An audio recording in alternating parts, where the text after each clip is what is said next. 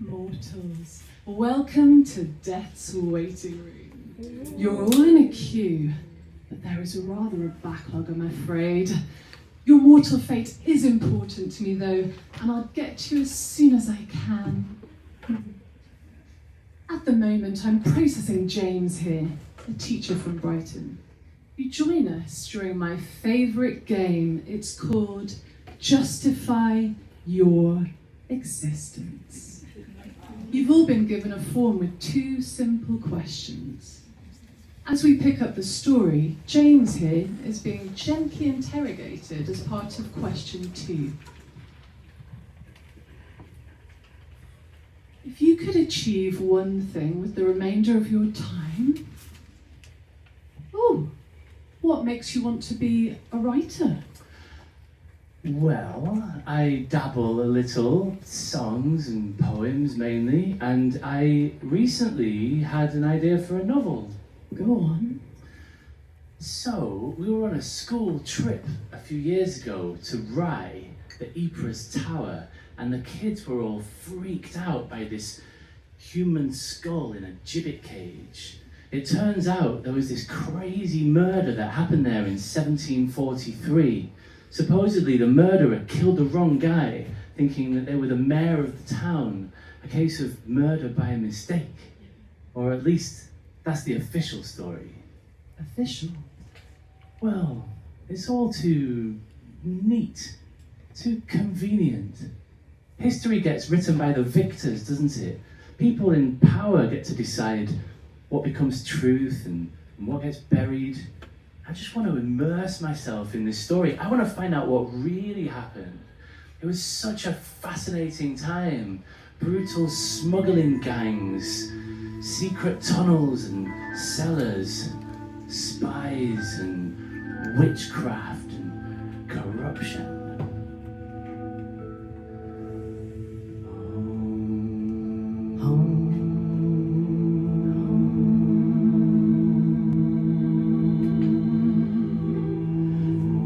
Chelsea sunrise, mist on the marsh, clinging to the trees and to the cage.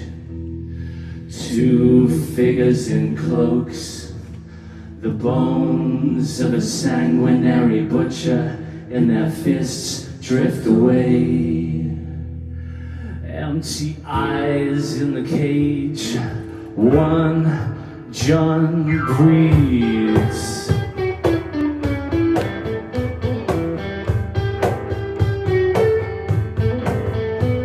Well breeds the butcher, fine for short measure.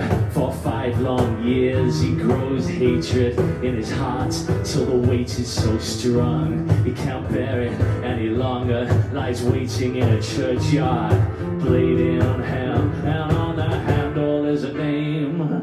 One John breathes.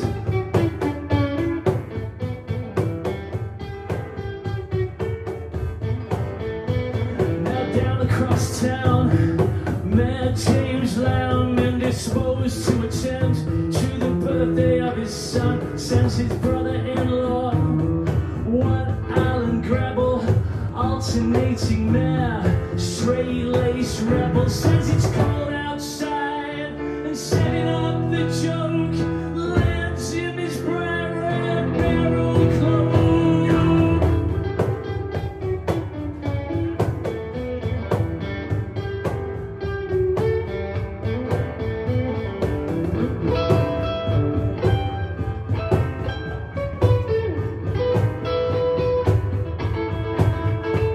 Now Grabble stuffed with soup, soaked in French liquor, heads home from the sloop, sees a short, stocky figure, silver flashes in the dark, blade cleaves cloak. Grabble doesn't realize, staggers on home, where his manservant says, "Can I get you son inside?" Grabble says, "No thanks man, I'll just bleed out by the fire." And Lamb receives a visit, in a dream appears his wife. 3 times she implores him, "Check my brother's still alive."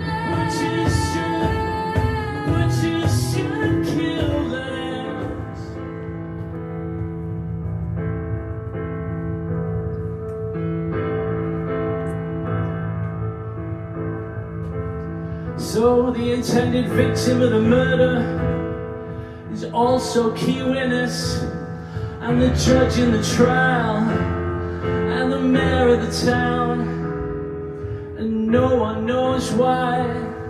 The jury takes 10 hours in an open and shut case, for no records are required, where the mayoral power, like the Ypres Tower, stands absolute to remain forever. They say he was a butcher, but the butcher was a man, hanged upon the Tulsa strand. I won't say it was a lamb.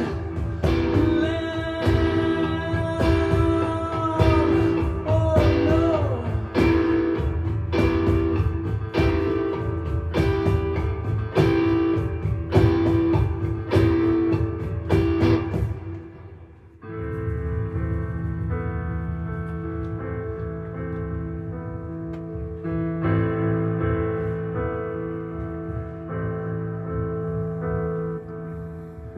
When Chelsea sunrise, mist on the marsh, clinging to the trees and gibbet cage, two figures in cloaks, the bones of a sanguinary butcher in their fists drift away,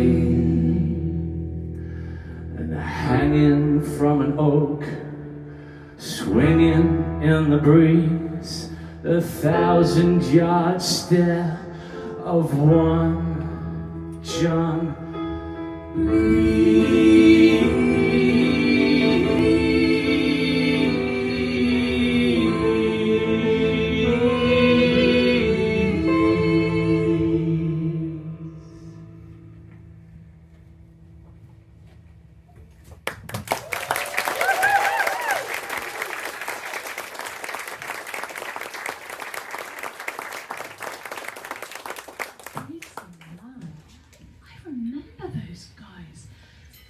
Something off about that story. You're onto something. Well, really? Well, would have been. Look, I'm not going to sugarcoat this. These guys have been pulling their weight, but you haven't come remotely close to justifying your existence.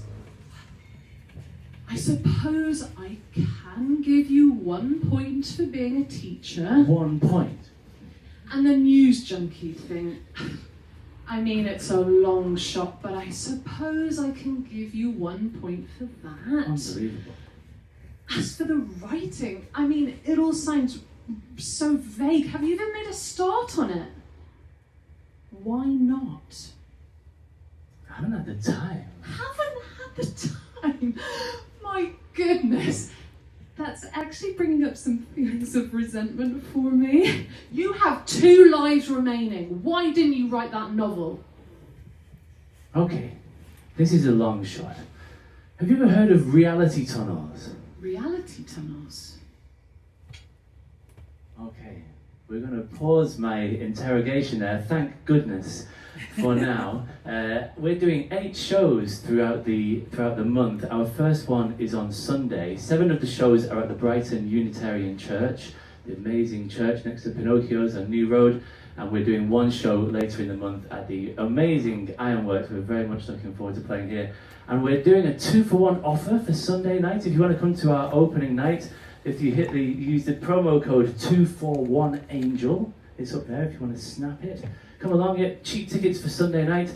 Thank you very much. Come along and quiz, rock out and laugh like your life depends on it. It does.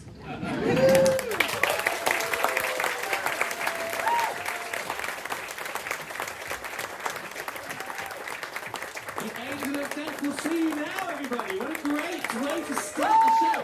I'm just going to read what it says about their show on the Fringe website, just to give a bit more information. So, Otherworldly rock musical Death's Waiting Room has never sounded so good.